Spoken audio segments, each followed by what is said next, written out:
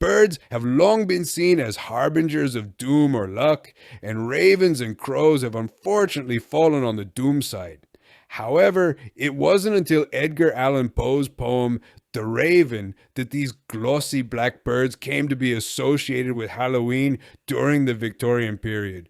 Described as ghastly grim, the raven is associated with madness and the supernatural, meaning they fit the theme of Halloween perfectly. The myth of men who turn into wolves during a full moon is as old as time. Well, almost, as the first stories of werewolves can be traced to the Greek and Roman empires. Yet, the connection between werewolves and Halloween is much more recent, a product of 20th century Hollywood more than anything. Thanks to Lon Chaney's Wolfman, werewolves became popular figures of the public's imagination, and their scary, bloodthirsty behavior aligns perfectly with Halloween. Bonfires are yet another Halloween tradition that comes to us through the ancient Celtic celebration of Samhain.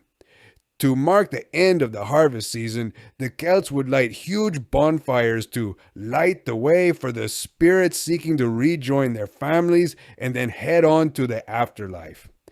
Apples have been part of the fall tradition for centuries, as they form the focus of the Roman festival of Pomona, whose name is derived from the Latin word for apple, pomum.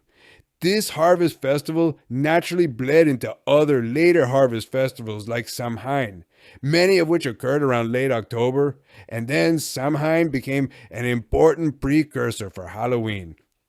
It wasn't until the early 20th century, however, when a candy maker was experimenting with apples and a candy coating, that candy apples both became popular and associated with Halloween. Cobwebs are considered older than spiderwebs.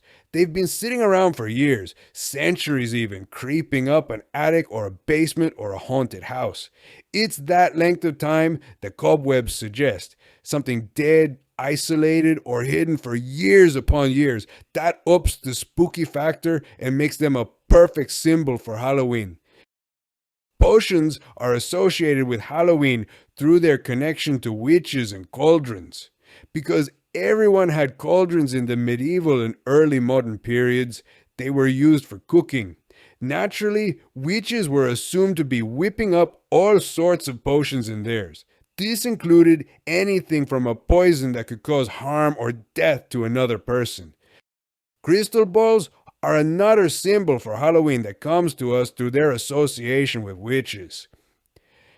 Wise women, fortune tellers, and dabblers in the occult have long been linked to the use of crystal balls, at least as early as the Roman Empire. Their connotations of clairvoyance, mediumship, and scrying, revealing secrets and seeing into the future, make them a popular Halloween decoration today. Rats are symbolic of Halloween through their association with witches, who medieval people believed could summon the rodents.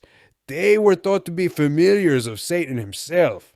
Certainly, though they did not know it, rats brought the deaths of millions of Europeans as they carried fleas infected with the bubonic plague. If graveyards are creepy, that which the body is placed inside and which is lowered into the ground is creepier still.